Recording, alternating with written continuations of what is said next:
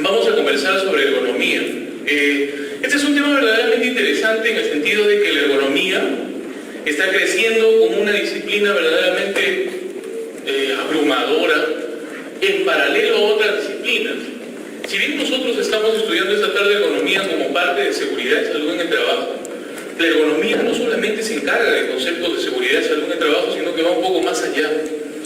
Inicialmente, la ergonomía en el siglo pasado, luego del tiempo de posguerra, después de la Segunda Guerra Mundial, surgió con la finalidad de generar adecuación de los puestos de trabajo a los trabajadores con la finalidad de aumentar la productividad. Y luego de eso venía una vorágine de cosas con respecto a esta disciplina que ha hecho que ya no solamente la ergonomía se encargue de adecuar puestos de trabajo para mejorar la productividad, sino que ahora hablamos de confort. Es decir, la ergonomía busca el confort de las personas que realizan un trabajo, la ergonomía busca adecuar los puestos para aumentar la productividad y por lo tanto la competitividad de las empresas. Y el tema que nos compete en este momento a nosotros, la ergonomía busca además generar buenas condiciones de salud en los trabajadores a partir de lo que les decía, adecuación de los puestos de trabajo y el diseño de los mismos. La ergonomía podríamos situarla, si es que hacemos un paralelo, mentalmente podríamos colocar en este lado de acá lo que es la salud en conjunto y al otro lado la ergonomía. Y la ergonomía tiene una serie de cosas que se operativizan en las organizaciones que perfectamente podrían enlazarse con los temas de salud, aunque no sean lo mismo. No es lo mismo. Ergonomía no es parte de salud, ni salud es parte de ergonomía, pero los dos, como vamos a ver conforme vayamos conversando, están entrelazadas por una serie de actividades operativas y de repente por algunos objetivos. En términos de seguridad y salud en el trabajo, ambos tienen el objetivo de buscar mejores condiciones para los trabajadores. Perfecto.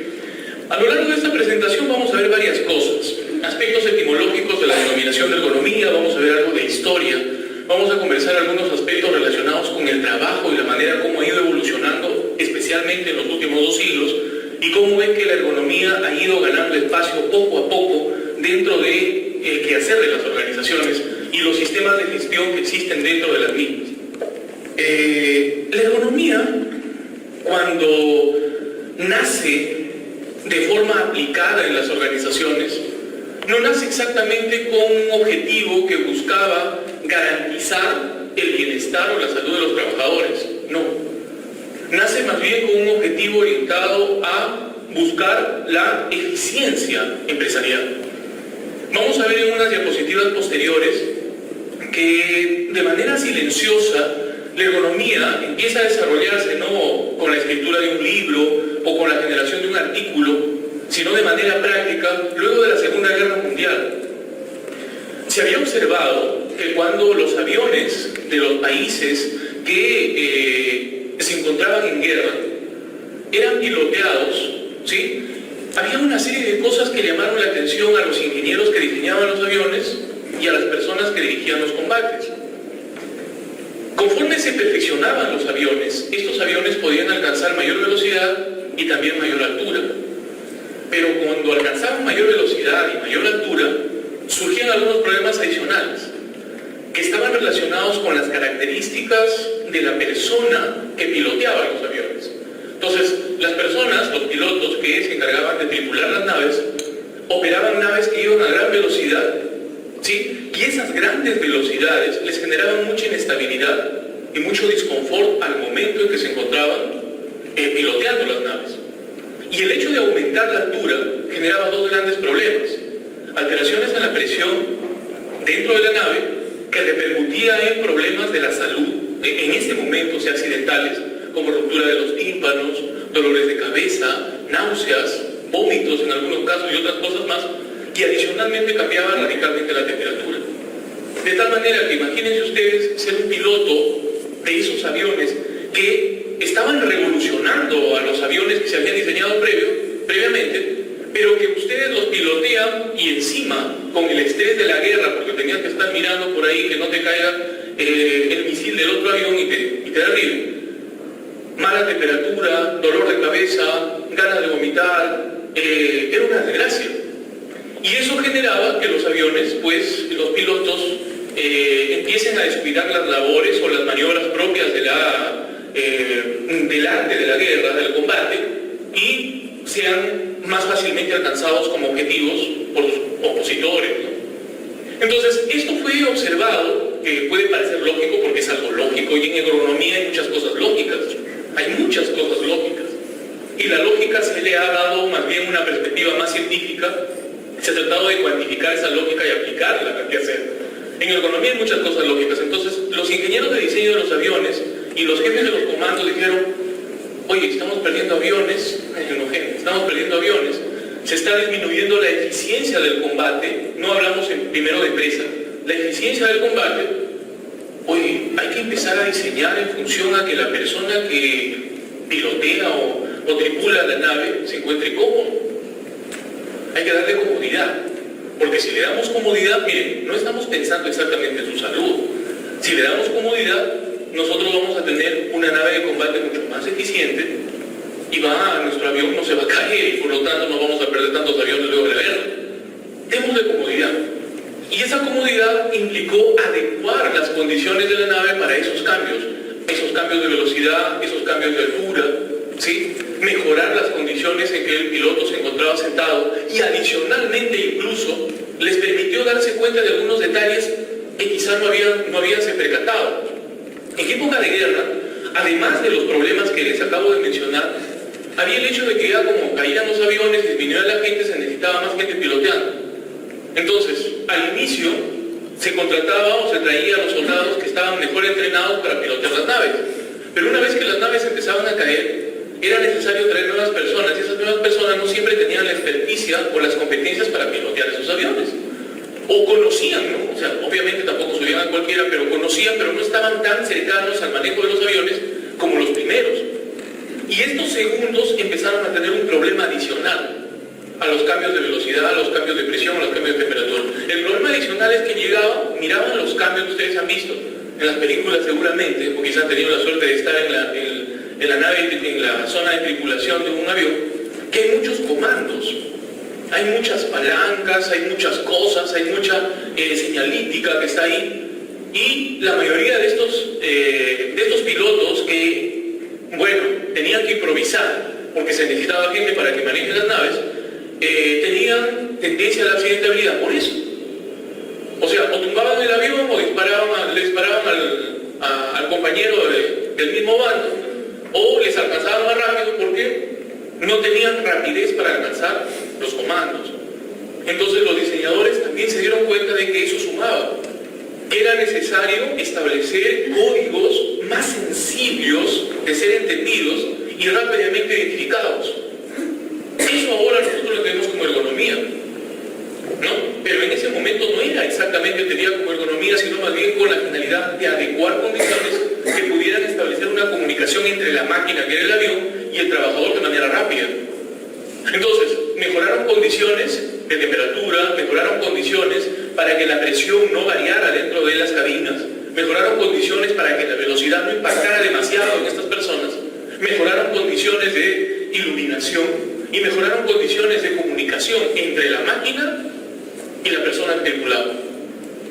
De forma silenciosa y sin haber escrito un libro, nacía científicamente la ergonomía luego del tiempo de guerra. Entonces, ese mismo principio fue aplicado después por estos diseñadores y por las personas que se encargaron de comunicar lo que habían hecho, ya no a los ejércitos o a las organizaciones militares, sino que trascendió al ámbito empresarial.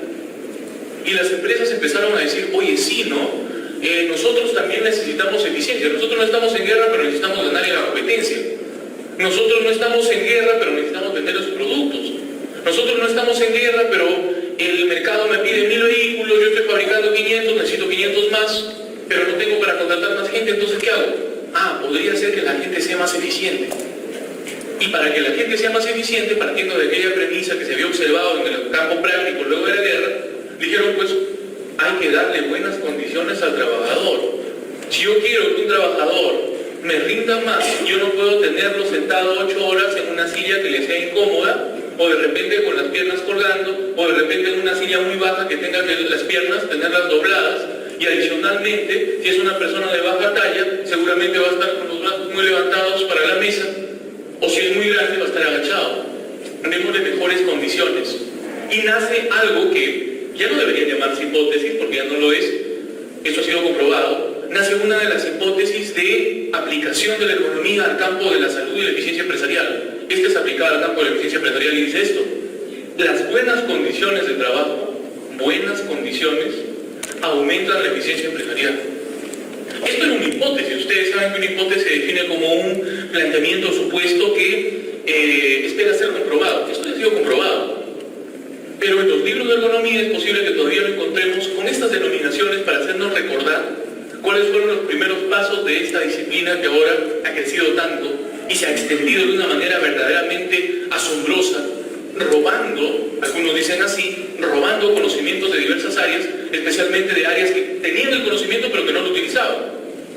Vamos a ver luego a qué me refiero específicamente con eso último que les acabo de decir. Entonces, esto es una hipótesis que ya ha sido comprobada. Las buenas condiciones de trabajo aumentan la eficiencia empresarial.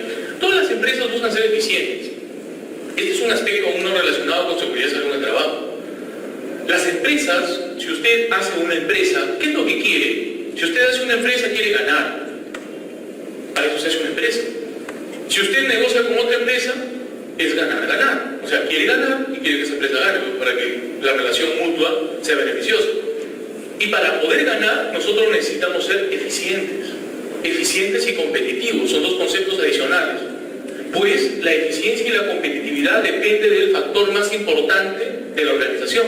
Y el factor más importante de la organización es el trabajador. De tal forma que si yo le proporciono buenas condiciones de trabajo, eso asocia eficiencia y competitividad para la organización en la que yo trabajo.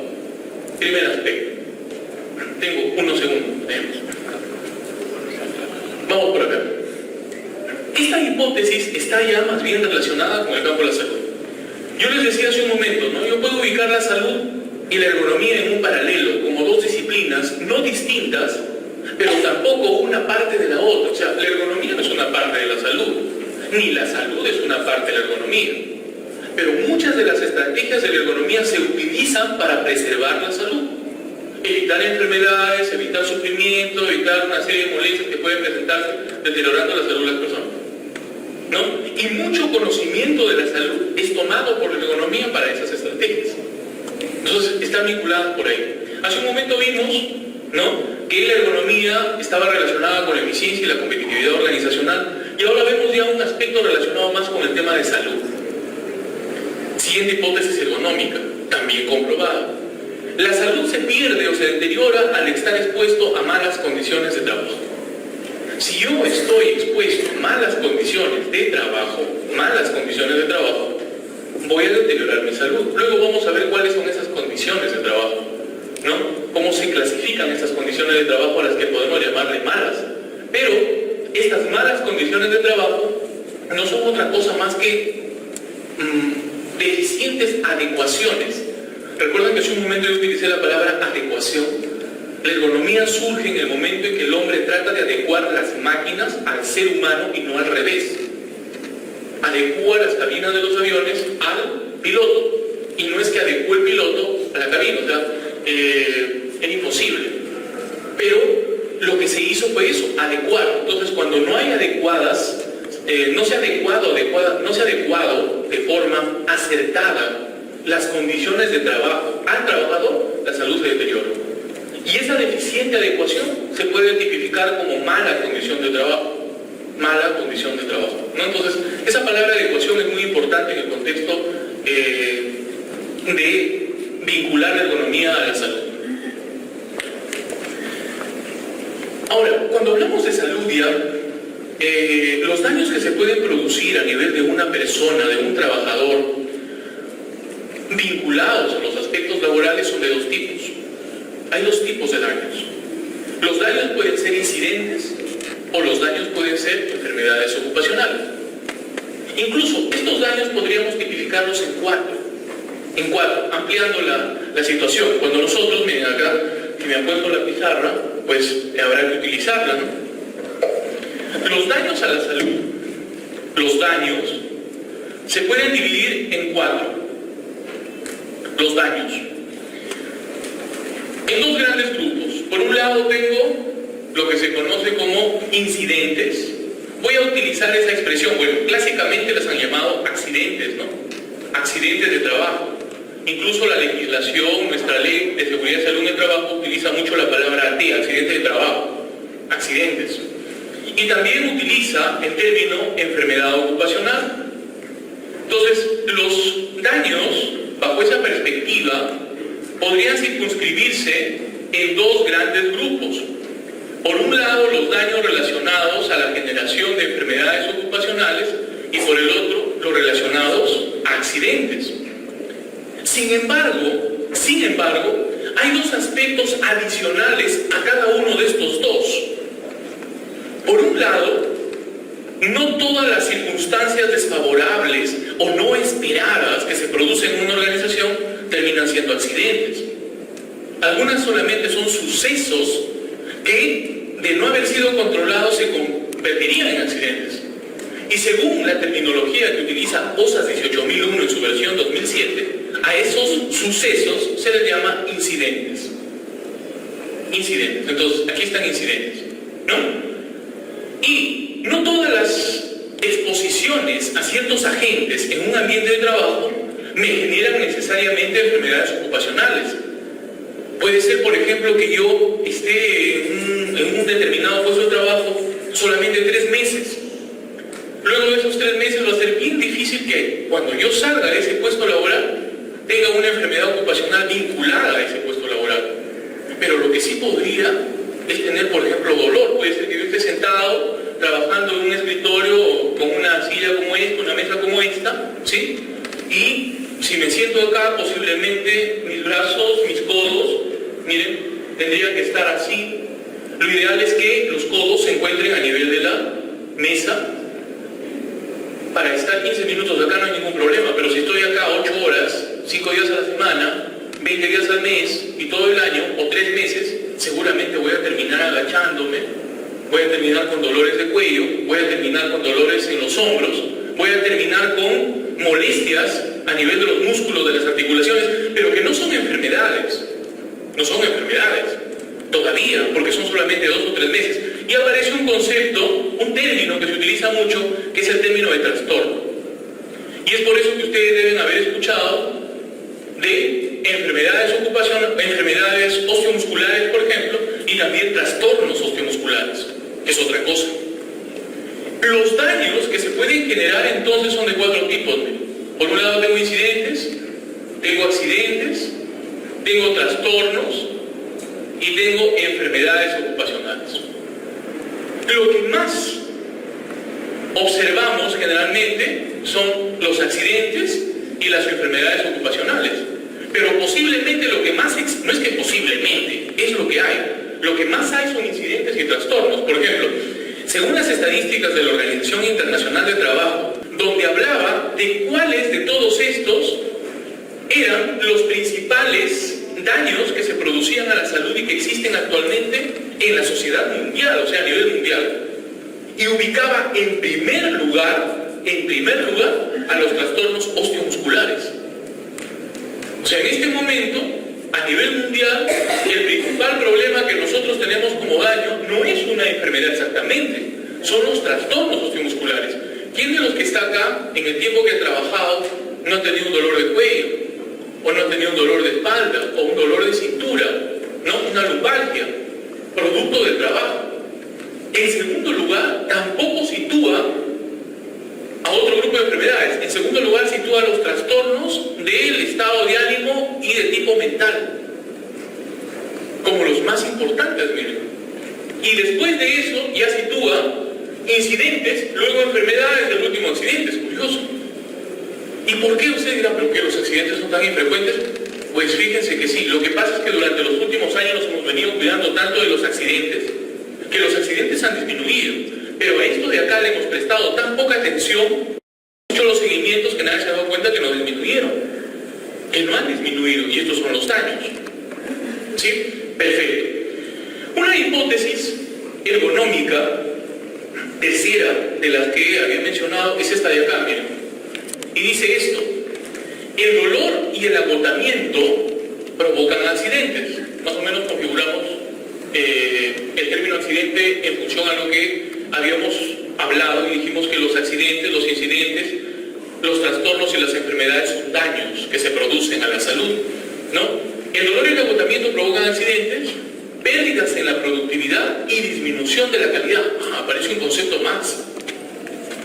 Hace un momento hablamos de eficiencia empresarial y competitividad. En segundo lugar hemos hablado de salud. En este momento hablamos de salud, pero también estamos hablando de un concepto adicional, que es cumplimiento de requisitos, calidad, ¿no? Que es algo que se está buscando en todas las organizaciones. Así como una empresa se hace con la finalidad de obtener una ganancia, la supervivencia de una empresa depende de su control de calidad, de su gestión de calidad. Y la calidad se define como el grado en que una organización cumple con los requisitos que se le solicitan. Una empresa, si quiere sobrevivir, tiene que vender, y para vender tiene que cumplir requisitos de sus solicitantes. Es decir, tiene que brindar calidad. O el dolor y el agotamiento se relacionan con la salud, se relacionan con la productividad de la empresa, pero ojo, también se relacionan con la calidad. Si yo me voy a una de estas oficinas de los bancos, no una agencia financiera cualquiera, a las 8 de la mañana ustedes van a encontrar a una señorita que le dice buenos días, ¿de qué le puedo atender? Quiero cobrar este cheque. Muy bien, señor. Firme acá, por favor. Entonces, ¿no? Te vas a las 5 de la tarde, bueno, termina la conversación, te levanta la cabeza y te dice, ¿le puedo poner en algo más? Te vas a las 5 de la tarde y ya no te lo dice igual, ¿no es cierto?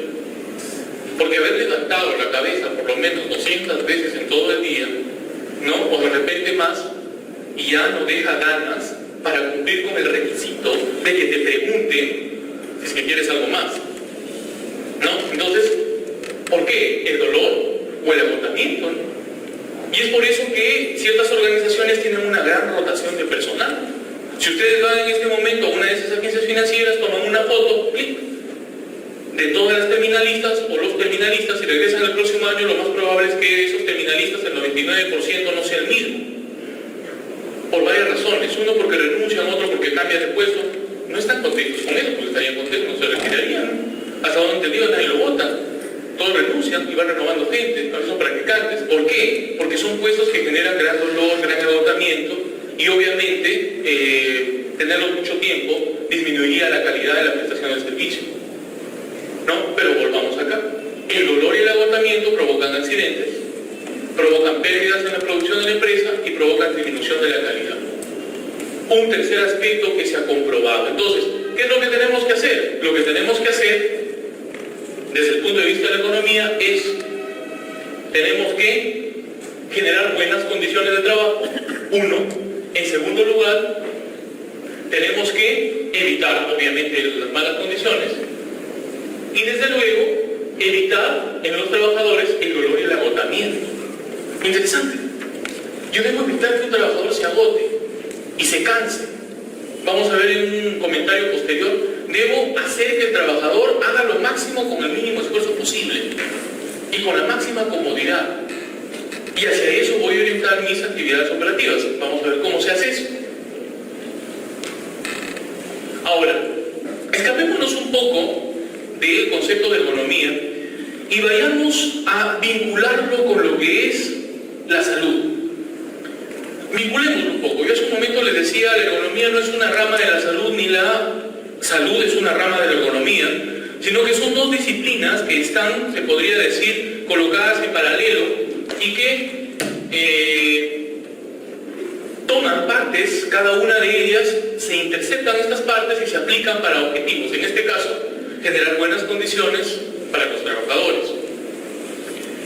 La salud es un concepto, el concepto de salud o la perspectiva de salud es más que todo disciplinaria, es filosófica. ¿Y por qué? Ustedes nunca han escuchado que haya personas que salgan de las universidades, por ejemplo, licenciado en salud. No. ¿Cómo se llamarían? Se llamarían ingeniero, saludiero, médico, saludico, no sé. no existe, ¿no es cierto? ¿Por qué? Pero si hay médicos, si hay ingenieros, si hay enfermeros, si hay antropólogos. Lo que pasa es que la salud es un concepto tan amplio, pero tan amplio, que en realidad se ha tratado de consolidarlo en unas cuantas palabras, expresadas más bien en su objetivo. Y cuando ya ese concepto trata de aterrizar en el suelo, en la realidad, aparecen profesiones, más que profesiones, aparecen ciertas competencias que se tienen que cumplir para poder ejecutar esos objetivos. El primer aspecto que quisiera comentarles con respecto a salud es este, y lo vamos a ir hablando conforme avancemos. La salud es un concepto que le interesa a todo el mundo. A todo el mundo le interesa hablar de salud. Si en este momento yo les digo que alguno de ustedes posiblemente, o alguno de nosotros posiblemente tenga un cáncer, y de acá a 5 años ya no podamos estar disfrutando del aire trujillano del verano, seguramente les va a interesar. Todo el mundo se preocupa por su salud. Todos nos preocupamos por nuestra salud, en menor o mayor grado. No sé, salvo que haya una persona extremadamente masoquista o de repente alguien con tendencia suicida, pero son los pocos. Pero la mayoría nos preocupamos por la salud. Todos nos preocupamos por la salud, tanto la propia como la de nuestros familiares, nuestros hijos, nuestros padres. O sea, la salud es una preocupación total. Primer aspecto. Segundo aspecto. La salud, deben decirles, no solamente se limita a las personas. La salud se extiende a grupos poblacionales y se extiende a aspectos distintos a nuestra especie humana, a otras especies e incluso a la comunidad en general. Y es por eso que hablamos de salud ambiental. ¿Qué es la salud ambiental? La salud ambiental es el concepto de salud que vamos a analizar luego, aplicado no solamente a nosotros, a los seres humanos, no solamente a nosotros más otras especies, por ejemplo las plantas, o los perros, o lo que existe, sino aplicado en general a todo el ambiente. Entonces, la salud es un concepto muy amplio, es un concepto de interés general, es un concepto que trasciende el ser humano y la especie humana. En tercer lugar, para poder operativizar la salud, ¿sí?, existen múltiples profesiones. O sea, la salud no es operativizada solamente por los médicos o por las enfermeras, no. La salud es operativizada por múltiples grupos profesionales. Participan ingenieros, participan médicos, participan enfermeras, participan psicólogos, participan sociólogos, participan antropólogos, ¿sí? Participan una gran cantidad de personas con diversas especialidades que se encargan de la salud. Y es por eso que el tercer aspecto es que la salud se dice es multidisciplinaria. Es multidisciplinario, y acá creo que nadie podría contradecir eso. La salud es multidisciplinaria. Son múltiples las disciplinas que se encargan de operativizar. Miren esta palabrita, operativizar la salud. O sea, de hacer salud. ¿Sí? No todas las profesiones que están relacionadas con la salud operativizan salud. Les pongo un ejemplo. Yo puedo ser médico, pero de repente me dan por función un cargo administrativo en un hospital y dejo de gestionar la salud. Sigo siendo médico, pero ya no soy un operativo de la salud, ¿verdad? O puede ser que no sea médico, pero operativizo salud. Entonces, esa palabra quisiera que quede bien clara. Entonces, miren, hasta el momento les dije 3 principios. La salud interesa a todos. Si alguien está en contra, me levanta la mano y me dice, ¿por qué? En segundo lugar, la salud no solamente se limita al ser humano, sino que se extiende un poco más. En tercer lugar, la salud es multidisciplinaria. Multidisciplinaria. La OMS en 1958 sacó un concepto de salud, que es el que ustedes tienen al frente. Pero antes de ese concepto, que les voy a comentar en el quinto lugar, por mucho tiempo se pensaba que la salud era solamente la ausencia de enfermedades. Es decir, si una persona no tiene enfermedades, está sana. En el caso, hemos dicho que la salud no se limita a los seres humanos, sino que va un poco más allá. En el caso del ambiente, o sea, del ambiente en general, no utilizamos la palabra enfermedad. Si seguimos el esquema y la lógica conceptual de ISO 14001, que habla de los sistemas de gestión ambiental, y el diccionario de la ISO 14001, que es ISO 14000, vamos a encontrar que el término enfermedad, para el caso del ambiente, se conoce como, sería un equivalente de decir impacto. Impacto. Son los impactos. Nosotros, en el sistema de gestión ambiental, lo que evitamos son los impactos. En el caso de seguridad y salud en el trabajo, lo que evitamos son incidentes, accidentes, trastornos y enfermedades. Eso evitamos. En el caso de ambiental, lo que evitamos son impactos o los minimizamos. ¿sí? Y para eso identificamos los aspectos ambientales, que serían como los síntomas acá. En el caso de seguridad, nosotros no llamamos aspectos, llamamos peligros o factores de riesgo. Pero estoy muy cerca de eso, ¿no? Suele pasar cuando estoy muy cerca. Entonces, sigue pasando. Les decía, entonces, cuando aplicamos al ambiente, se conoce con nombre de impacto, cuando aplicamos a las personas, se conoce con nombre de enfermedad, y antes se creía que estar saludable es no tener enfermedades. O podríamos decir el ambiente es adecuado o es saludable si no tiene impactos. Pero yo les pongo un ejemplo. ¿Qué tal si salimos a la calle y vemos un niño por ahí que no tiene resfríos, no tiene diarreas, no tiene dolor de barriguita, le buscamos en la cabeza y no tiene piojitos? ¿Sí? No tiene enfermedad. Pero es un niño que no va a la escuela, es un niño que no tiene tiempo para jugar porque está trabajando, es un niño que adicionalmente no tiene momentos en que sea estimulado para que en el futuro sea una mejor persona y pueda contribuir pueda darle valor agregado a esta sociedad, ¿no? La pregunta es, ¿este es un niño saludable? Posiblemente la respuesta sea no, ¿no? Entonces, antes se consideraba que la salud era ausencia de enfermedades, pero más adelante, la OMS se dio cuenta de lo que todos en este momento estamos concluyendo, y en 1958 sacó un concepto que se mantiene hasta la fecha porque no ha habido otro que lo mejore. De repente de acá o de algún sitio saldrá otro mejor o más completo, pero hasta el momento tenemos este concepto, que es el concepto de la OMS, que dice así, miren, la salud es un estado completo de bienestar físico, mental, social y no solamente ausencia de enfermedades. ¿No? Esa es la salud. Pero en sí el concepto de salud también encierra unos objetivos. Es decir, para que nosotros logremos condiciones de saludabilidad en la población, necesitamos garantizar completo bienestar físico, completo bienestar mental, social y cuidar de que no hayan enfermedades. Es por eso que para cumplir ese objetivo que está implícito en la definición de salud, existen profesiones o competencias con las cuales se puede cumplir con esto. Profesiones.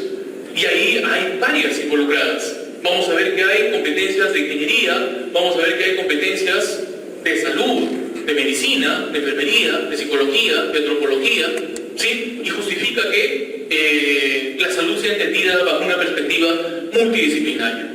El sexto y último aspecto que les quiero mencionar va por este lado. Sin embargo, al margen de que estamos aceptando de que la salud es multidisciplinaria, porque de hecho que lo es, en nuestros países, y digo nuestros países porque esto no solamente pasa en el Perú, se ha observado un mal entendimiento y un abuso del concepto de multidisciplinariedad. Un abuso ha existido de ese concepto de multidisciplinariedad, en el sentido de que si bien se requieren múltiples profesiones para poder, o múltiples disciplinas para poder operativizar estos objetivos, hacerlos realidad, eso no significa que una persona, al conocer de salud completamente o varios aspectos, pueda operativizarlos todos al mismo tiempo. Y eso ha pasado, por ejemplo, o pasa cuando tratamos de implementar seguridad y salud de trabajo en nuestras organizaciones.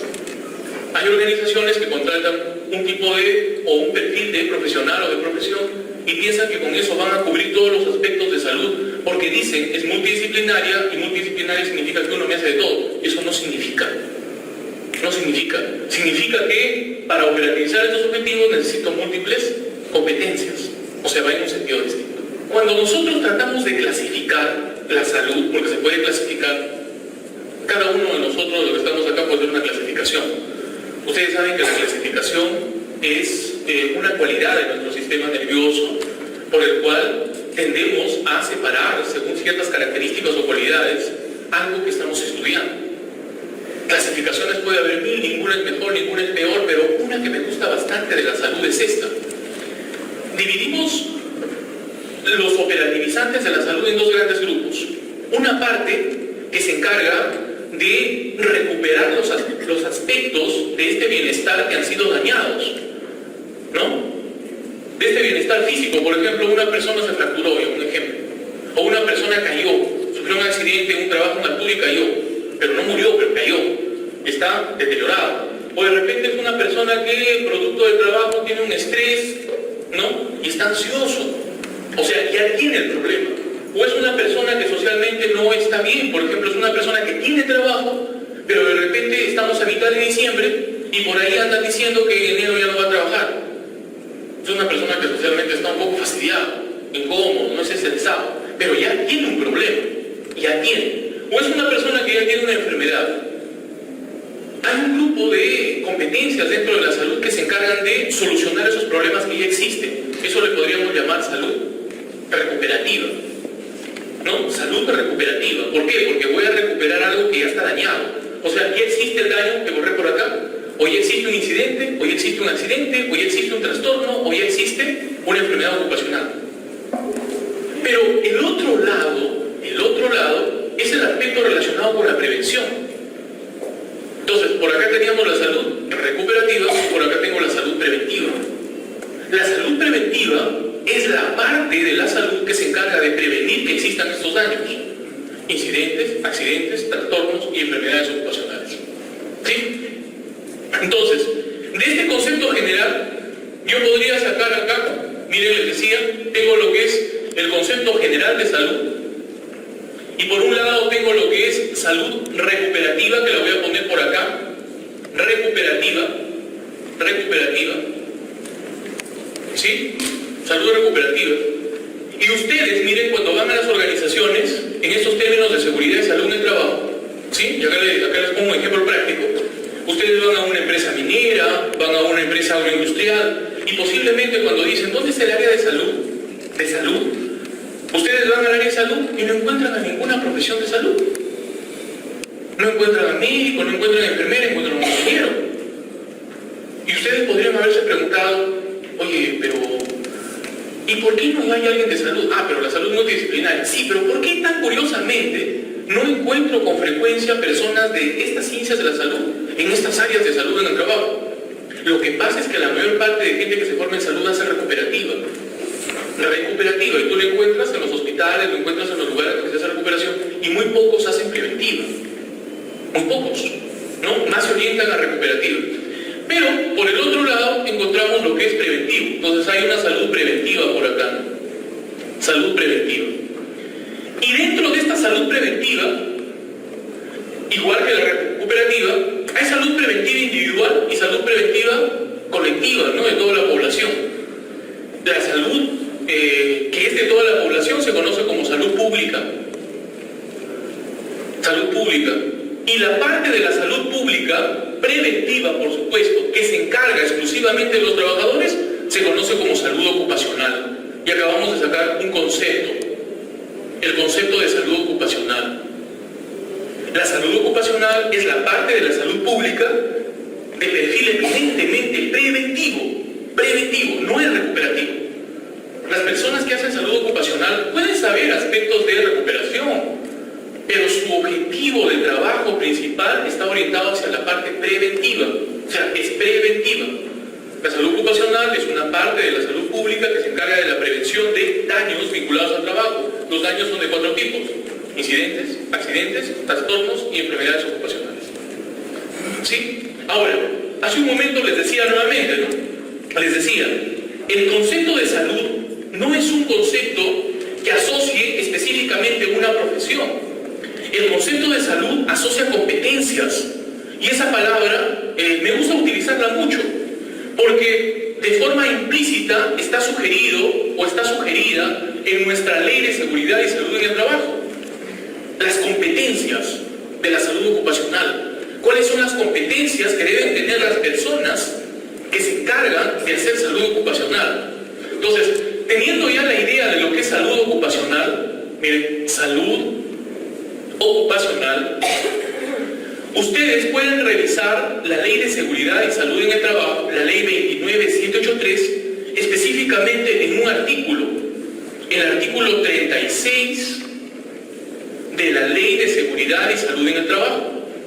Si ustedes revisan el artículo 36 de la Ley 29783, van a encontrar las competencias de la salud ocupacional. ¿Cuáles son las áreas de la salud ocupacional? Las áreas de la salud ocupacional las podemos dividir en 4 áreas. Hay competencias de higiene, competencias de seguridad, seguridad, competencias de medicina ocupacional, y acá viene lo que nosotros estamos conversando, competencias de ergonomía. O sea, la salud ocupacional tiene 4 grupos de competencias. Y estas competencias son, se supone, las que deben ser desarrolladas en una unidad de salud ocupacional. Si ustedes leen el artículo 36 de la ley, en este artículo dice: toda organización debe organizar un servicio de seguridad y salud en el trabajo, el cual debe cumplir las siguientes funciones. Y cuando ustedes analizan la larga lista de funciones, van a encontrar funciones de higiene, funciones de seguridad, funciones de medicina ocupacional y funciones de ergonomía. Ahí está. Y apareció la relación entre ergonomía y salud ocupacional. ¿Sí? Aparece la relación que existe. Entonces, la salud es eso. La salud es el estado completo de bienestar de tipo físico, mental, social, no solamente la ausencia de enfermedades. La salud ocupacional es una parte de la salud pública de perfil eminentemente preventivo y que tiene 4 grupos de competencias. Competencias de higiene, competencias de seguridad, competencias de medicina ocupacional y competencias de economía. Por lo tanto, la salud ocupacional requiere de conocimiento de economía. Y precisamente la conversación de esta tarde versa sobre eso, ¿no? Sobre economía laboral, o algunos principios de economía laboral. Cuando nosotros hablamos de salud ocupacional y hablamos de economía, necesariamente tenemos que hablar del trabajo. Y es necesario hacerlo porque incluso el nombre mismo de ergonomía etimológicamente está relacionado con el trabajo. Como vamos a ver luego, la palabra ergonomía viene de ergon y nomos, que son términos que significan normas del trabajo. Entonces, veamos qué cosa es el trabajo. El trabajo lo definimos como la transformación de la naturaleza para satisfacer las necesidades del ser humano. Cuando nosotros trabajamos, lo que hacemos es transformar la naturaleza y satisfacer nuestras necesidades, ¿no?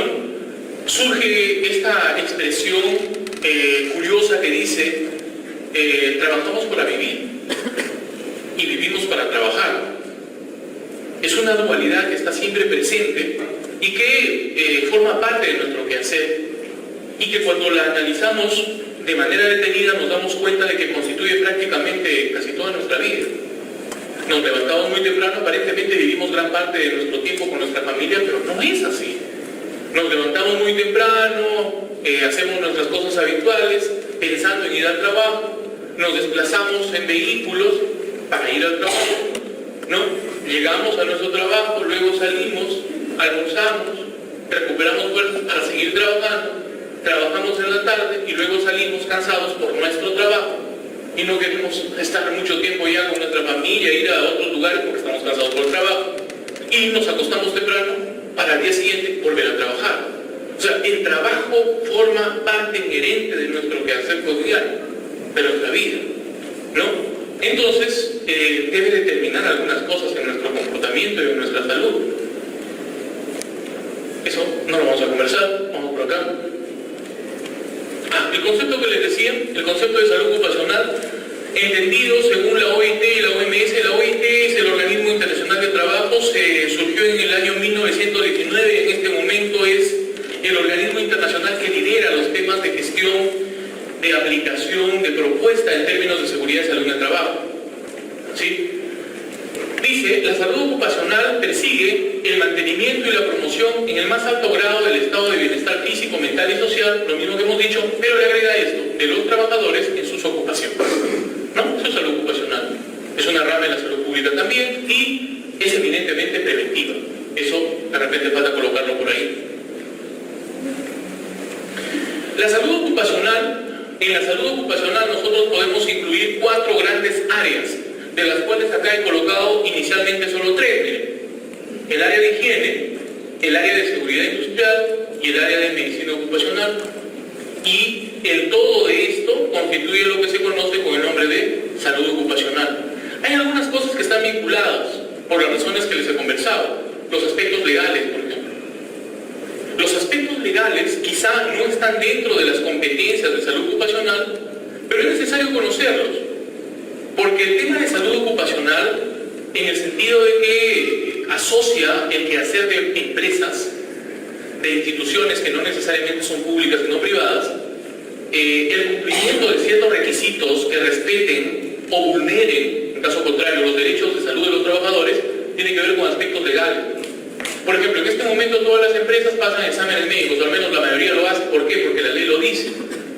Pero antes del 2011, cuando no había ley de seguridad en el trabajo, eran muy pocas las empresas que pasaban exámenes médicos ocupacionales. Entonces, si bien las leyes no forman parte en sí de la salud ocupacional, determinan la manera como se operativiza la salud ocupacional, entonces está por ahí. Y por el otro lado está el término ambiental. ¿Por qué? Porque puede ser, por ejemplo, que ustedes en el trabajo que desarrollan, en sus actividades, tengan que realizar levantamiento manual de cargas. Y producto de ese levantamiento manual de cargas podrían generar problemas en la columna, ¿no? En la médula espinal. Y más adelante, de repente, una hernia de la médula espinal y una enfermedad importante. Pero, ¿qué tal si la persona a la que estamos estudiando es una dama que es cierto, levanta cierto peso en el trabajo, pero que adicionalmente regresa a casa y también levanta a sus hijos? ¿No? Y uno pesa 10 kilos, el otro pesa 8, el otro pesa 7, a veces conseguidos, a veces uno pesa 15, ¿no? Y la caja, cuando levanta la caja de 6, 7 kilos, obviamente sufre, pero ya no sufre tanto, no sé de dónde saca fuerzas para levantarse el hijo. ¿Qué me garantiza a mí que no sea ese niño el que le ocasiona el problema en la espalda? Entonces, necesariamente, aunque no está relacionado exactamente con el trabajo, yo tengo que también estudiar el ambiente extralaboral. Lo mismo pasa ahora con el ruido. Doctor, yo ingresé a trabajar, este ambiente tiene mucho ruido, ¿no? Mucho ruido y me he quedado sordo, estoy perdiendo la audición debido al ruido que existe en el ambiente, porque el ruido genera sordera. ¿Usted escucha audífonos? Sí, siempre. ¿En qué momento? Cuando vengo al trabajo, en la noche me duermo escuchando música. Con los auriculares puestos, eso pasa con frecuencia. ¿Usted sabe cuánto ruido le ocasiona daño a usted para que pueda decir que en el trabajo se ha ocasionado ese prejuicio? Sí, me han dicho que son 85 decibeles por más de 8 horas. Perfecto. ¿Cuántas horas escucha usted de música? 3 horas. ¿Usted sabe cuántos decibeles le ponen cada vez que escucha? No, pero escucho bajito. Ya, traiga su auricular y vamos a ponerlo a un decibel y medio. Eso de ahí por lo menos está en 100 decibeles. ¿No? La conversación que tenemos en este momento debe estar en 80 decibeles. Ahí, 75. Ahí, 80, 85. O sea, 85 decibeles no es elevadísimo. Si tú te pones el audífono acá, esto llega a 90, 95 decibeles. 85 decibeles son en 8 horas. Pero más de eso disminuye el tiempo. ¿No es cierto? Entonces, ¿qué me garantiza a mí que esta persona no haya perdido la audición? No por el trabajo, sino de repente por una cuestión ambiental. Entonces, si bien salud ocupacional me estudia de manera preponderante lo que son los términos ocupacionales, yo también tengo que evaluar aspectos legales y aspectos de ambiente extralaboral. Ok, salud ocupacional. Ergonomía.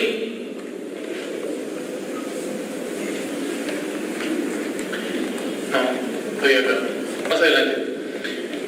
Y para completar esta idea de salud ocupacional y sacarla ya de nuestra conversación, porque el tema es ergonomía, pero analizando la relación que existe entre salud ocupacional y ergonomía, ver los objetivos de esta disciplina.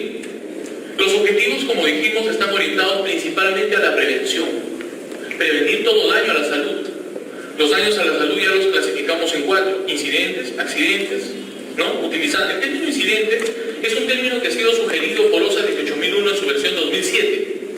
Se prefiere denominar incidente en vez de accidente porque se ha observado que existe una relación entre la cantidad de incidentes y los accidentes que suceden. Se supone que los accidentes ya implican daño de las personas, ¿no? Los incidentes no necesariamente, pero hay una relación de aproximadamente 300 a 1 entre los incidentes y los accidentes. Entonces, antes yo buscaba solamente prevenir los accidentes, pero ahora si yo pretendo prevenir los incidentes, disminuyo el número de incidentes, y al disminuir el número de incidentes, proporcionalmente también voy a disminuir el número de accidentes. Entonces, OSAS 18001 propone utilizar la expresión incidente e investigar los incidentes. ¿Ok? Los incidentes no siempre son accidentes. Entonces, tengo incidentes, accidentes, tengo trastornos y tengo enfermedades ocupacionales. 4 tipos de daños. La salud ocupacional previene todo daño a la salud. Medio ambiente, propiedad, calidad y productividad derivados de las condiciones de trabajo. También busca proteger a los trabajadores en su empleo contra factores de riesgo que puedan causar daño a la salud y mantener al trabajador en un empleo que convenga sus actitudes psicológicas y fisiológicas, ¿sí? De tal manera que no tengamos al trabajador que modificarlo para que trabaje, sino eventualmente modificar el trabajo para que se adecue al trabajador. Es decir, adaptar el trabajo al hombre, ¿no? Podríamos decir eso. Con estos conceptos que hemos visto de salud ocupacional, de las competencias que tiene la salud ocupacional y la manera como están expresadas en nuestra ley, podemos hablar ya un poco más específicamente de lo que es ergonomía. La palabra ergonomía es una de esas tantas palabras que cuando surgen a partir de una idea, pero llega un momento en que vamos descubriendo o aplicando tantas cosas que la palabra queda pequeña para lo que pretendimos inicialmente definir. Inicialmente lo que se trató de hacer es esto, ¿no? Ergo significa trabajo, nomos viene de normas. O sea, estudio de las leyes naturales que regulan el trabajo. Pero más adelante la ergonomía se ha hecho tan extensa que vamos a ver, conforme vayamos avanzando en esta presentación, que el concepto ya le queda pequeño para lo que es ergonomía. Pero el término ya se ha difundido, se ha aplicado tanto, que incuestionablemente ya no va a cambiar. Ahora lo que se está haciendo es clasificarla.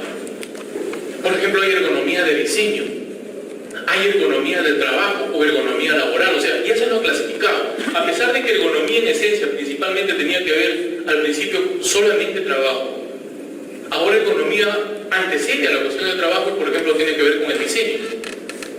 Hay países en los cuales existe pregrado de ergonomía. En nuestro país no existe todavía pregrado de ergonomía.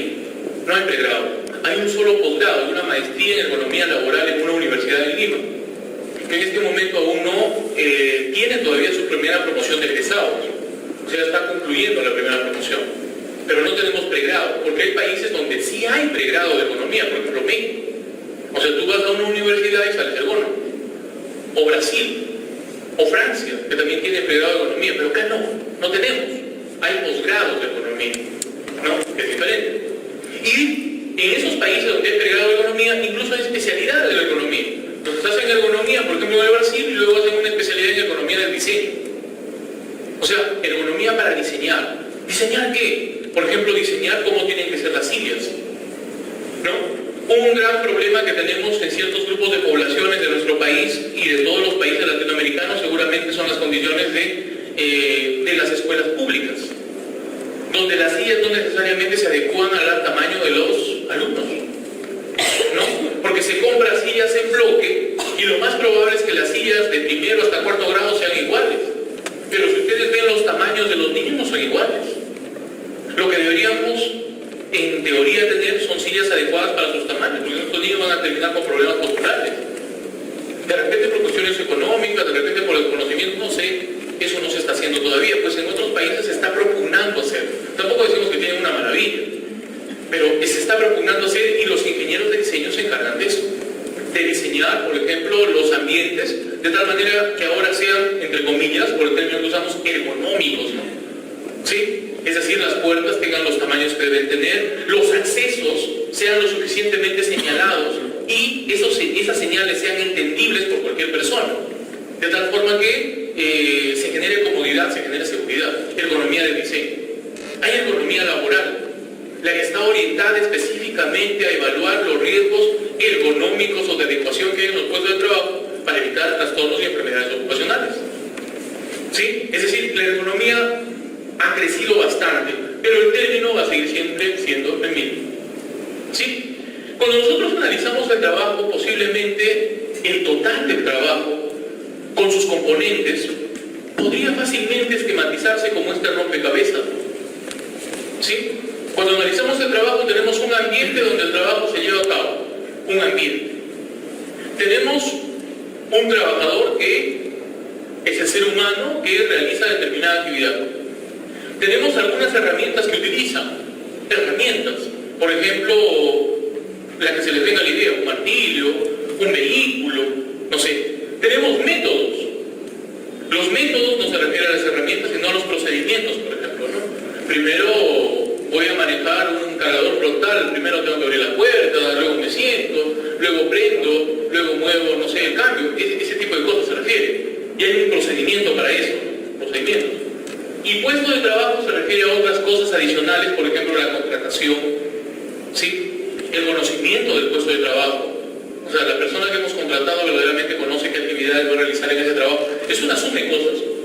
Es un rompecabezas que implica varios aspectos en los cuales el trabajador, como pieza de este rompecabezas, debería estar al centro. Debería ser el eje alrededor del cual giran los demás componentes, ¿no? Ambiente, puesto de trabajo, métodos, herramientas. Así debería ser, ¿no? O eso al menos es lo que se busca. Hemos dicho que la ergonomía nace de forma muy sutil después de la Segunda Guerra Mundial. Sin embargo, también les comenté que la ergonomía en algunos aspectos es muy lógica. Y partiendo de este comentario, podríamos decir que de forma implícita, sin saberlo, el ser humano ha tratado de adecuar, esa es la palabra clave, desde siempre sus herramientas, miren esto de acá, lo que vimos hace un momento, sus herramientas, sus métodos, ¿sí? Y las características de los puestos de trabajo a sus condiciones físicas y corporales. Entonces, vemos acá una persona que solamente haciendo uso del instinto para poder romper este elemento que parece un hueso, obviamente requiere de algo distinto a su mano. Sería más fácil que traiga una piedra de este tamaño, pero si trae una piedra de ese tamaño, en primer lugar no la va a poder cargar, en segundo lugar se le va a caer en la cabeza. Entonces mejor toma una piedra que curiosamente puede parecer muy lógico, debe alcanzar en su mano. Para una persona más grande posiblemente sea más fácil utilizar una piedra más grande, pero para una persona pequeña, una piedra más pequeña. En final, una piedra que el tamaño sea adecuado al de su mano, como el mouse que tenemos ahora para las computadoras. Va a ser ilógico ver una persona de mano pequeña con un mouse grande, se va a subir encima del mouse, ¿no? O ver una persona de repente al contrario, una persona demasiado grisa, una persona grande, ¿no? Un amigo de 1,90 m es un mouse de tamañito, los cosas chiquititos que se perdía en el mouse. Mi mouse, acá está. ¿No? Entonces, normalmente se adecua, ¿no? Se adecua. Esto ha sido instintivo, miren, desde siempre los seres humanos hemos hecho esto. Tal es así que sin darnos cuenta, el uso de esas herramientas, de esas máquinas, nos han ido transformando, nos han ido modificando. Nosotros, inicialmente, se dice, hemos sido así, hemos ido levantándonos porque necesitábamos alimentos distintos, dejamos de ser nómades, nos volvimos sedentarios, empezamos a cultivar la tierra, ¿sí? Teníamos que utilizar algunas armas para defendernos y era necesario mirar a la distancia para evitar que vengan otros animales y nos eliminen. Entonces necesitábamos de la condición bípeda y poder cargar estas herramientas, ¿sí? Pero luego con el uso de otras herramientas nuevamente hemos cambiado. Por ejemplo, el uso de esto ya nos ha hecho que por el peso tengamos que agacharnos taladros, o ahora pues no, el uso de las computadoras que nos hacen estar sentados mucho tiempo, o los vehículos, ¿no? Ahora hay personas que manejan vehículos desde muy jóvenes y tú los llevas a caminar desde la plaza de armas hasta no sé, un par de cuadras más arriba, se cansan, ¿no? Se cansan viendo dolor de espalda porque están tan acostumbrados a las máquinas que utilizamos que a les es difícil adecuarse a estas cosas. Entonces, las máquinas también han jugado un papel importante en los cambios que nosotros hemos tenido de tipo morfológico. Perfecto.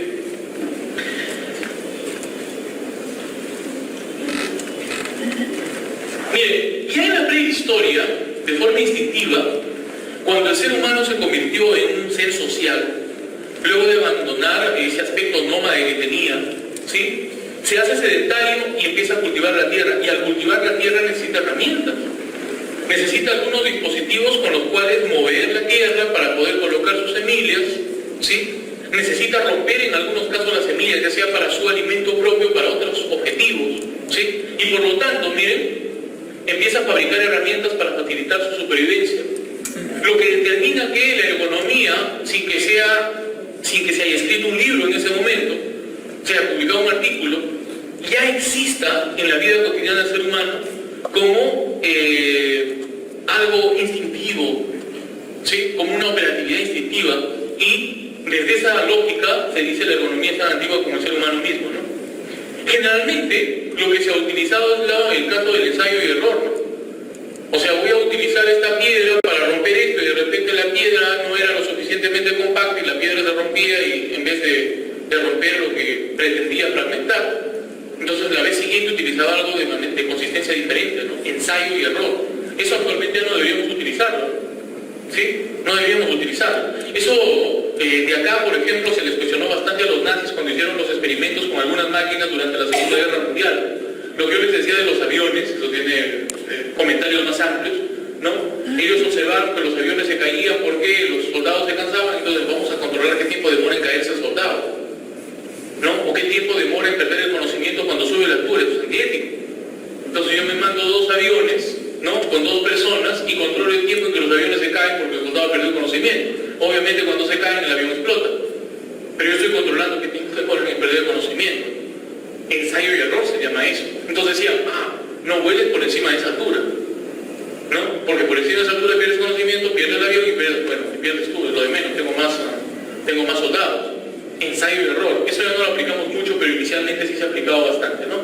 Dando lugar a la sociedad artesanal, ¿sí? Ha habido algunas personas que también han contribuido de manera indirecta con este término, y los 2 más importantes, o algunos de los más importantes, son los de acá. Uno de ellos, Leonardo da Vinci. ¿Vieron la imagen que les mostré al principio? La imagen que les mostré al principio tiene nombre propio, y es una imagen que fue dibujada por Leonardo da Vinci. Este esquema es el famoso hombre de Vitruvio. Leonardo da Vinci fue una de las primeras personas en hacer antropometría. La ergonomía en el tiempo actual tiene algunas herramientas fundamentales para operativizar su quehacer. Hasta el momento solamente estamos viendo conceptos, ¿no? Y posiblemente hablemos de la ergonomía, pero no estamos exactamente analizando métodos ergonómicos, herramientas ergonómicas o estrategias de ergonomía, no estamos haciendo. Uno de los pilares que sirve mucho a la operatividad de la ergonomía es una disciplina que se llama antropometría. La ergonomía basa cada uno de sus proyectos o propuestas en la antropometría. Por ejemplo, yo les decía, vamos a hacer ergonomía de diseño. Entonces vamos a diseñar para una población. Comparemos la población de estadounidenses con la población de peruanos. Los estadounidenses son bastante altos, grandes, ¿no? Un poco más pesados que nosotros, pero también son más grandes, y por la dieta que tienen, nosotros somos más pequeños. Incluso nuestra gente más alta es más pequeña, ¿no? Entonces, cuando nosotros vemos las características de una población, ustedes son matemáticos, conocen de matemática mucho más que yo, podemos distribuir la cantidad total de medidas de estas personas en una curva de distribución normal. Y va a surgir por acá esto que nos han enseñado en el pregrado, que se conoce como campana de Gauss, ¿no? O sea, yo voy a tomar una población, por ejemplo, acá voy a tomar la de Estados Unidos, y por acá voy a tomar la de Perú. Y voy a medir algo tan simple como la talla de las personas. Y cuando yo mida la talla de las personas, voy a encontrar en ambos una distribución normal, porque la talla tiene distribución normal. Voy a encontrar una distribución normal así, ¿no? Donde aproximadamente el 90 y tantos % se encuentra acá, el 5% se encuentra acá, y el otro 5% se encuentra por acá, ¿no es cierto? Entonces yo voy a encontrar que, por ejemplo, en los gringos, esto es simplemente para el ejemplo, de repente la talla está pues entre 1,80 y 1,83. Un grupo, el 5% de gringos, tiene más de 1,83. Y el 5% de ellos tiene menos de 1,80. Es como nosotros, ¿no? ¿No es cierto? Y en el caso nuestro, también hay una distribución normal, una campana de Gauss. Posiblemente acá pues esté más o menos el 90%, acá está el 5% restante, y acá está el 5%, esa es la distribución normal, ¿verdad?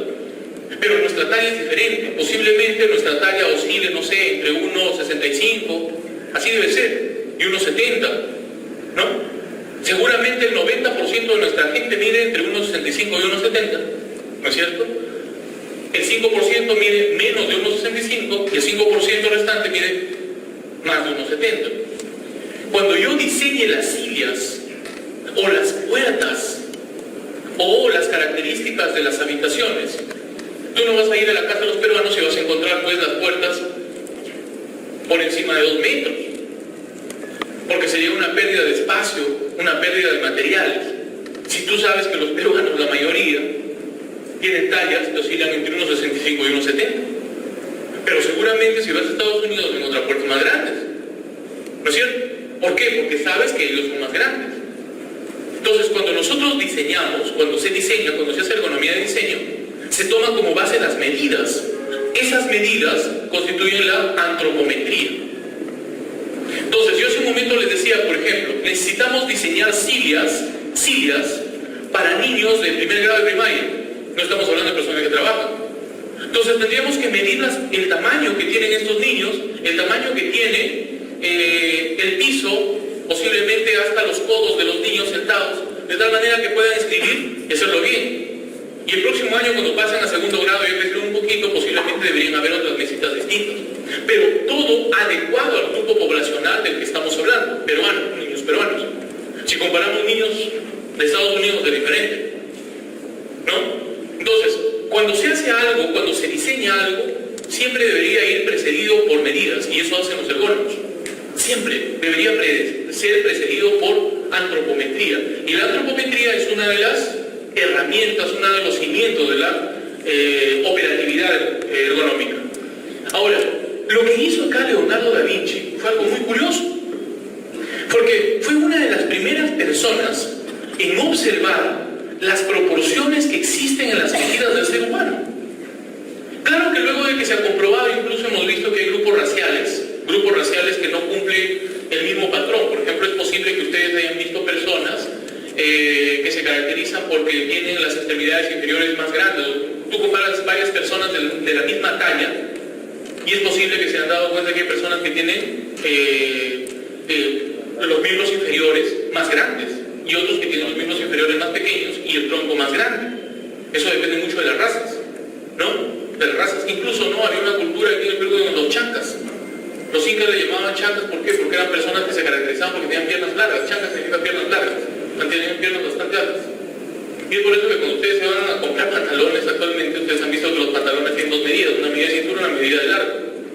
Algunos compran 34-34, 34-32 porque tienen piernas más cortas, o 34-36 porque tienen piernas más largas. ¿Sí?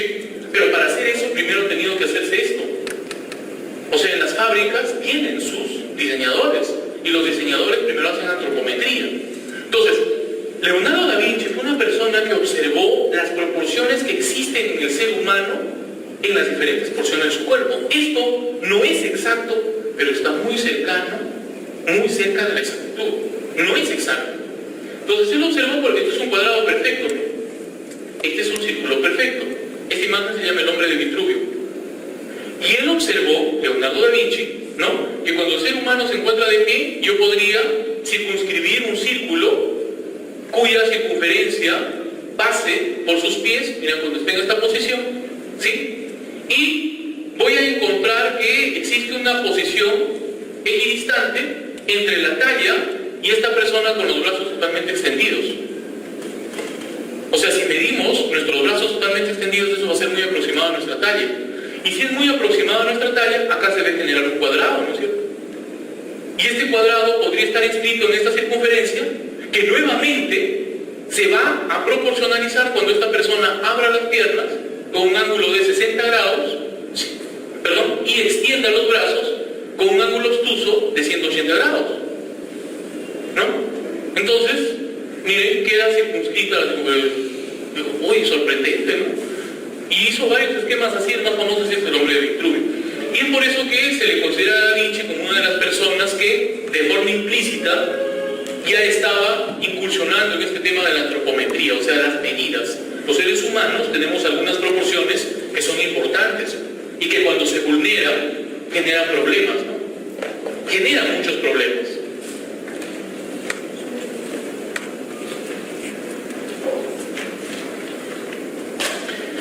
Otro personaje importantísimo en el tema de ergonomía y también en el tema de salud ocupacional es Bernardo Ramazzini. Bernardo Ramazzini es un italiano reconocido como el padre de la medicina del trabajo.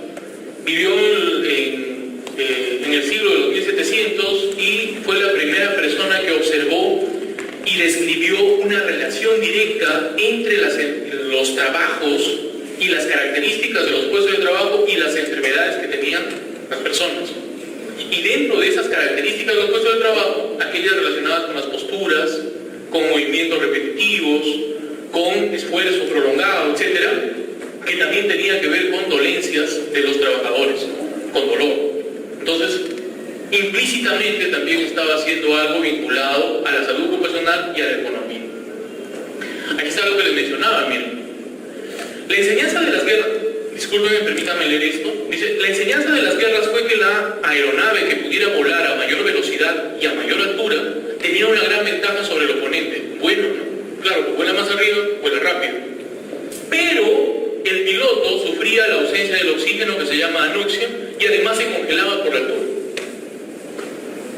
Entonces, ¿qué teníamos que hacer? Teníamos que crear condiciones para que haya oxígeno y para que no se congele, ¿cierto? Los blindados alemanes tenían la torre de combate y los puestos de radiooperador y conductor diseñados en función al hombre, primando la comodidad de estos. Aparece el concepto de confort. Confort.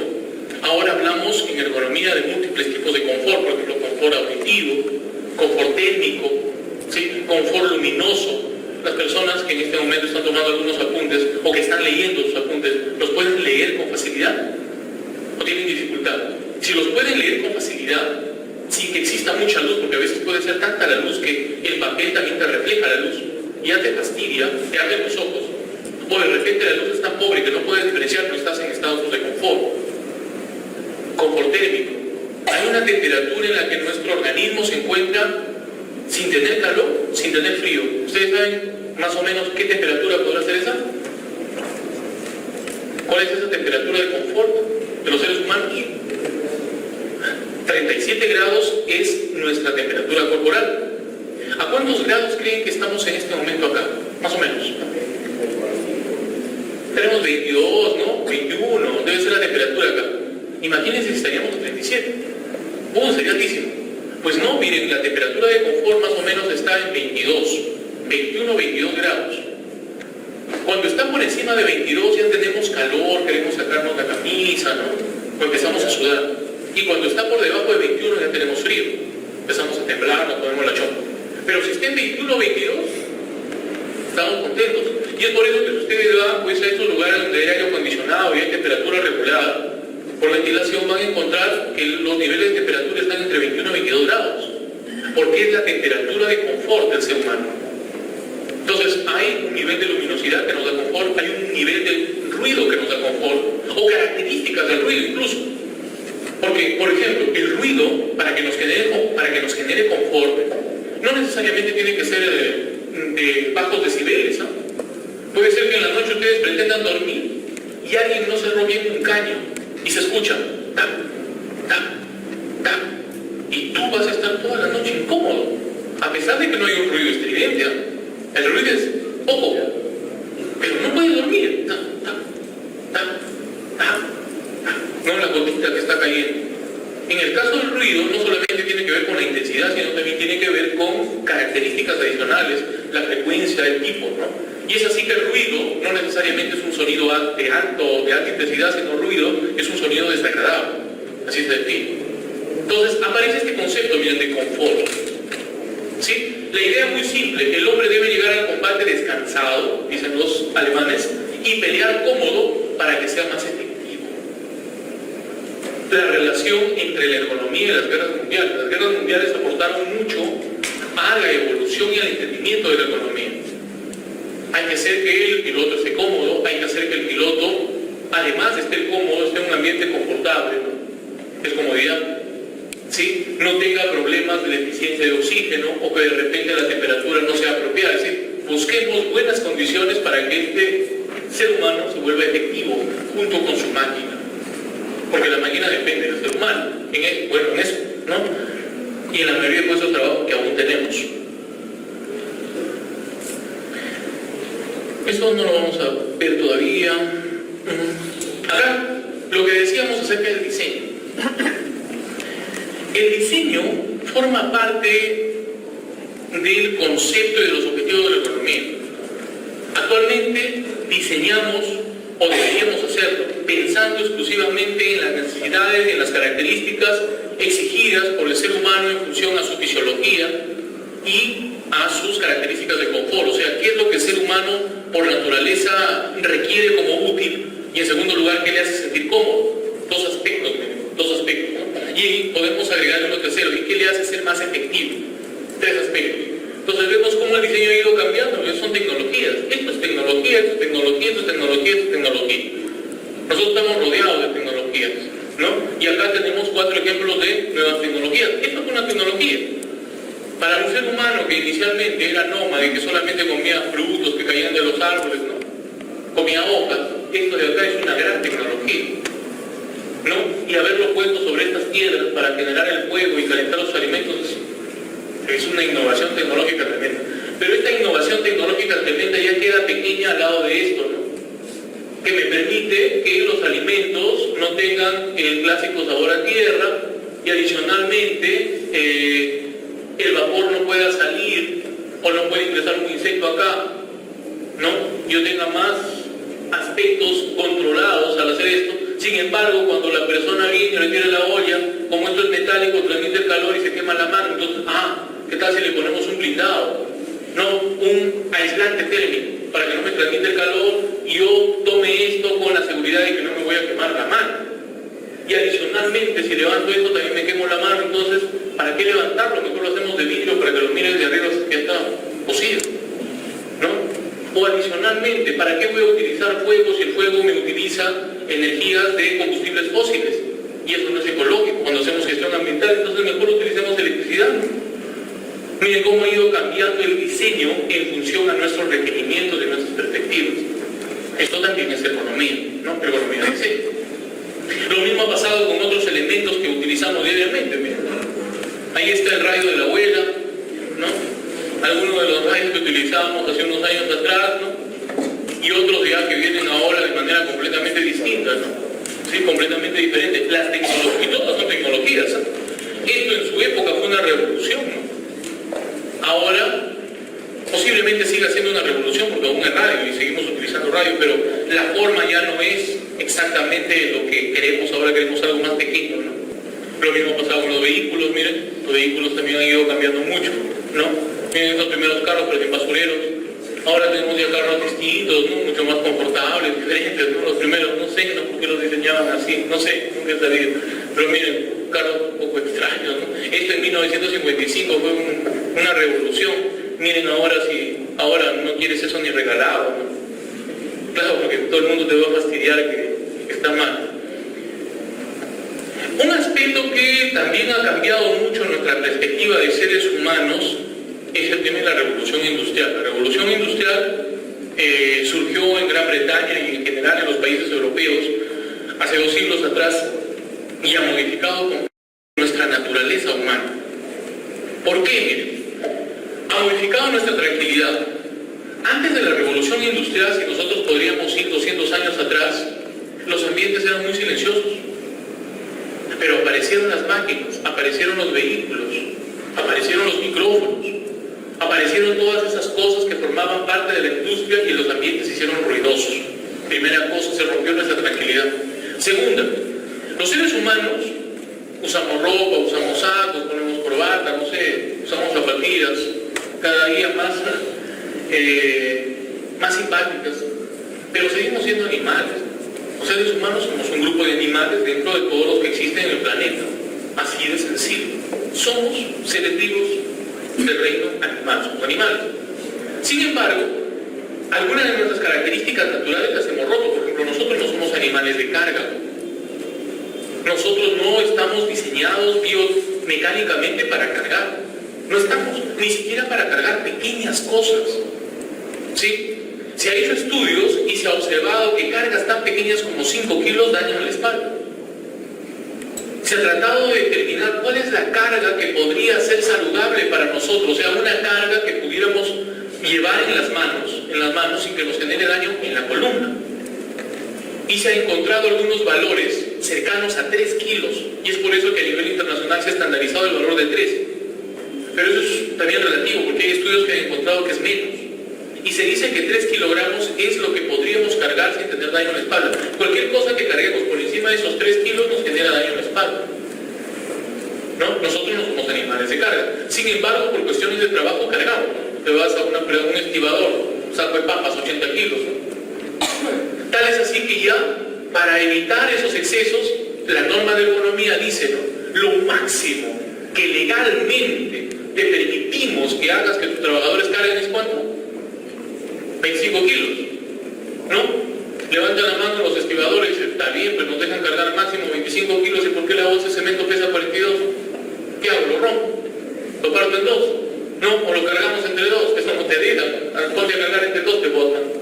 ¿No? En México protestaron los trabajadores, los estibadores, dijeron, no, pues la carga máxima también es 25 kilos, queremos que el cemento venga de 25. Perfecto, dijeron los cementeros, te mandamos bolsas de 25 kilos. Y los empleadores ahora los hacen cargar de 3 en 3, pues están así, no se desbordan. ¿No? Pero nosotros no somos animales de carga, o sea, no hemos nacido para cargar. Los animales que están diseñados para cargar son los cuadrúpedos, ¿no? Nosotros no, nuestro estado bípedo no nos permite cargar, y si cargamos nos generamos lesiones en la columna. Pero también por el trabajo hemos modificado eso. Hemos modificado. Tercer aspecto, y último que les comento como ejemplo, los seres humanos somos animales diurnos. Diurnos. Incluso, miren, les cuento una historia, nuestros ritmos circadianos, nuestros ritmos de vida, de sueño, dependen del sistema solar en el que estamos.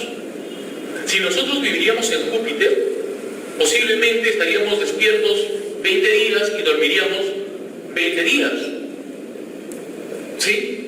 El hecho de que nosotros tengamos 12 horas de sueño y 12 horas de estar despiertos está relacionado con la característica de que nuestro planeta demora 12 horas, 24 horas en girar sobre su eje, y 12 horas está presentado al Sol y 12 horas está oculto.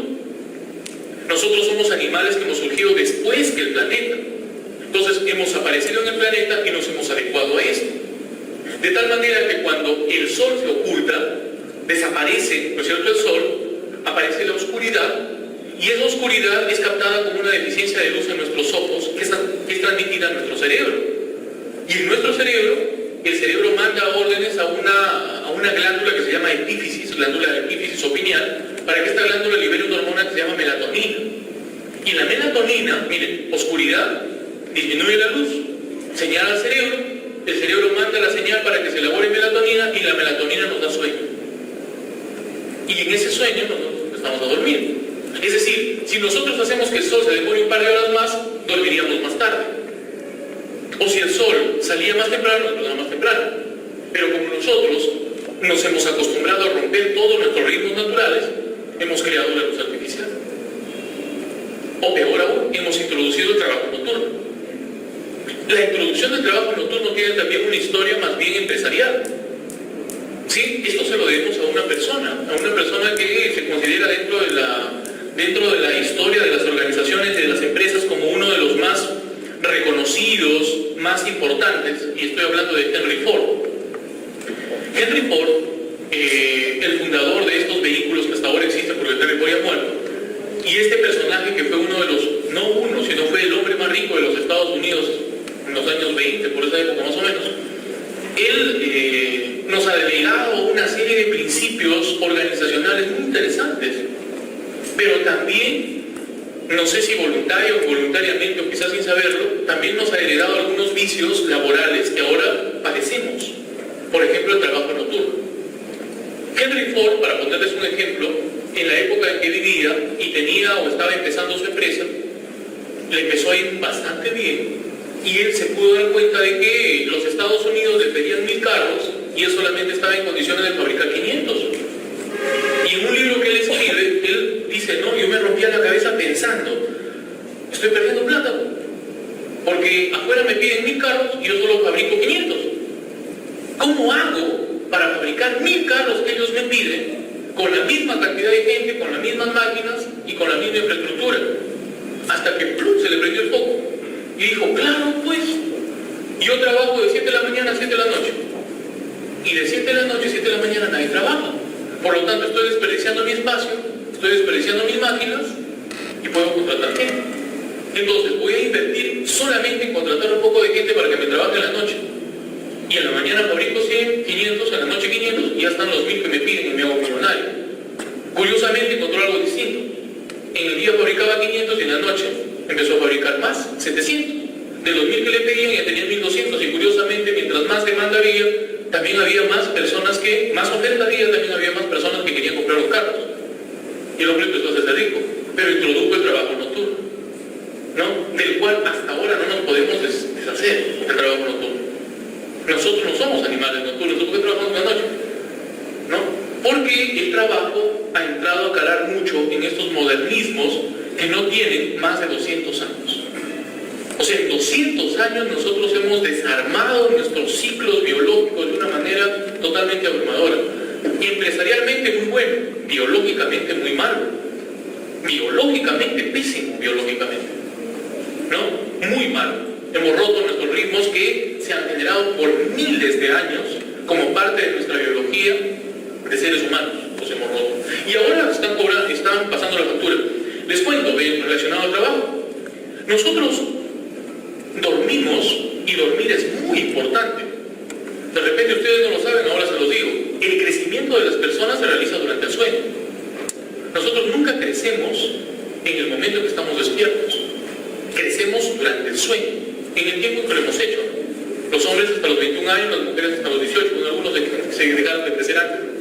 Pero crecemos durante el sueño. Hemos crecido durante el sueño. Pero eso no es lo más importante. Durante el sueño, mira, nosotros diariamente, nuestro organismo, de todas las personas que estamos acá esta tarde en esta conversación, diariamente nuestro organismo está generando nuevas células para el recambio celular. Y muchas de esas células son anómalas, células cancerígenas, muchas. ¿Y por qué no nos causan cáncer todavía?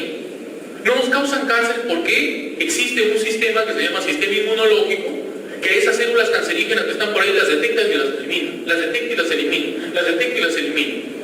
Pues esa eliminación de células cancerígenas se produce durante el sueño. No se produce cuando estamos despiertos. Hay estudios que se presentaron el año pasado en el Congreso que hubo Mundial de Salud Ocupacional en Cancún, en México, donde se relacionaba el aumento de la incidencia de cáncer en personas que tienen ritmos de horario atípico, o sea, personas que duermen muy poco o que tienen situaciones cambiantes de sueño por el trabajo. Ustedes, bueno, normalmente si trabajan en trabajos convencionales, los trabajos de día, de lunes a viernes, felicitaciones por eso, pero hay trabajos donde no es así, ¿no? Por ejemplo, hay personas que trabajan, no sé, hay alguien que trabaja de repente operando maquinaria en una empresa minera, tiene trabajo y encima trabaja en turnos, ¿no? Por ejemplo, 7x7, 4x4. Los 4 días que trabaja de noche, 7 a 7, 7 a 7, 7 a 7, 7 a 7. Y ahí descansa 4 días. Los 4 días que suben, trabaja en el día, 7 a 7, 7 a 7. Descansa 4. Luego regresa y ya trabaja de nuevo de noche. Oye, el ritmo horario está hecho una desgracia. Claro, porque nosotros tenemos relojes programáticos que determinan nuestros ritmos que llamamos circadianos, nuestros círculos biológicos. Y si esos círculos biológicos se rompen, se generan problemas, tarde o temprano. Sin contar los problemas sociales que también se suscitan, que podemos comentarlos luego, ¿no? Los turnos tienen múltiples problemas, la turnicidad tiene múltiples problemas. La turnicidad, muchos problemas. El avance de las organizaciones ha introducido también otro concepto que está vinculado con estos temas, que es la introducción de sistemas de gestión. Sistemas de gestión, ¿no? Las empresas ahora gestionan en primer lugar, su crecimiento. Pero su crecimiento, ¿de qué depende? Su crecimiento depende de proporcionar calidad en los productos que generan o los servicios que proveen, ¿no? Entonces gestionan la calidad. El deterioro del medio ambiente, las reuniones que han tenido los países, la ONU, la Organización Mundial de la Salud, al observar que el planeta está cada vez más deteriorado, ha creado normativas, tanto normativas voluntarias, estándares voluntarios, como legislación en diversos países que obligan a los países, ahora a las organizaciones, ya no solamente a gestionar la calidad, sino también a gestionar el medio ambiente. Y ahora, por ejemplo, con el tema que estamos conversando, la Ley de Seguridad y Salud en el Trabajo obliga adicionalmente a gestionar la seguridad y la salud en el trabajo, es decir, evitar los daños, ¿no? Incidentes, accidentes, trastornos y enfermedades ocupacionales. El término de gestión se ha introducido mucho dentro de las organizaciones y este concepto de gestión obliga adicionalmente a que se tenga que diseñar en función, por ejemplo, a la calidad del producto. Ahora tenemos que diseñar en función a la calidad, tenemos que diseñar en función a los conceptos ambientales. ¿Han visto? Cuando ingresamos a la universidad hay recipientes de 3 colores donde botamos la basura. Entonces tenemos que empezar a diseñar la disposición de ambiente, la disposición de tachas de basura en función a esos sistemas de gestión también. ¿Sí? Si gestionamos seguridad, vamos a tener que empezar a gestionar comunicados que permitan que las personas sepan por dónde son las salidas de emergencia si en este momento hay un terremoto. Si en este momento hay un terremoto, miramos, interesante, ahí está la comunicación. Esto es un diseño, esto es ergonomía. También ergonomía de diseño, relacionada con la gestión de la calidad, del medio ambiente, de la seguridad, ¿no? La globalización, entonces, como les mencionaba, miren, la globalización ha hecho necesaria la gestión que les decía, ¿no? La gestión de la calidad en la generación de productos y el proveer servicios. Y acá aparecieron algunos estándares en el Organismo Internacional de Estandarización, una familia de estándares como lo es ISO 9000, la norma que contiene los requisitos de cumplimiento de un sistema de gestión de calidad están en la más conocida de estos estándares, que es ISO 9001, la familia de las ISO 14000 para gestionar el medio ambiente, la más conocida también 14001, que da los requisitos precisamente de un sistema de gestión ambiental, y actualmente la exigencia de gestionar también la seguridad y salud ocupacional a través de un estándar que es de perfil británico, esto no es de la organización ISO. En este momento se está generando un documento de la organización ISO que es la ISO 45000, pero que se va a publicar recién en 2016 y que en este momento está en consulta. Si ustedes entran a la página web del organismo ISO, van a encontrar una versión de la ISO 45000 en castellano e incluso pueden dar sus sugerencias, ¿no? Pero se publica recién en 2016. En este momento aún estamos utilizando OSA 18000, que parte de una norma británica, ¿sí? Y que gestiona seguridad y salud en el trabajo. La más conocida de estas es ISO 18001, que da los requisitos, ¿no? Y la ISO 18002, que me da las características de implementación de un sistema de gestión. Y esto es producto de la globalización y está también relacionado con todos estos temas. Ahora, así como vimos hace un momento un cuadro, recuerdan, de lo que es salud ocupacional, y dijimos la salud ocupacional contiene lo que es higiene, contiene lo que es seguridad, contiene lo que es medicina ocupacional, pues podemos hacer un cuadro parecido para el caso de la ergonomía, miren. Y vamos a encontrar que la ergonomía tiene acá también, miren, las competencias de seguridad, de salud y medio ambiente, pero adicionalmente aspectos que no tienen que ver exactamente con el tema de salud, por ejemplo el tema de calidad y el tema de productividad. O sea, la ergonomía no es un dependiente de la salud ni la salud de la ergonomía, pero tienen momentos en los cuales hay intersecciones entre ambos, ¿no? Entonces la ergonomía está relacionada con la seguridad, la salud y el medio ambiente, la ergonomía está relacionada con la calidad y la ergonomía está relacionada con la productividad. Podríamos incluso agregar un concepto más acá, que de repente podría ser el que esté en el centro, que es el término de confort. Garantizar la seguridad, garantizar la salud, garantizar la productividad posiblemente haga que el trabajador se encuentre en una situación de confort para que pueda cumplir con todo eso.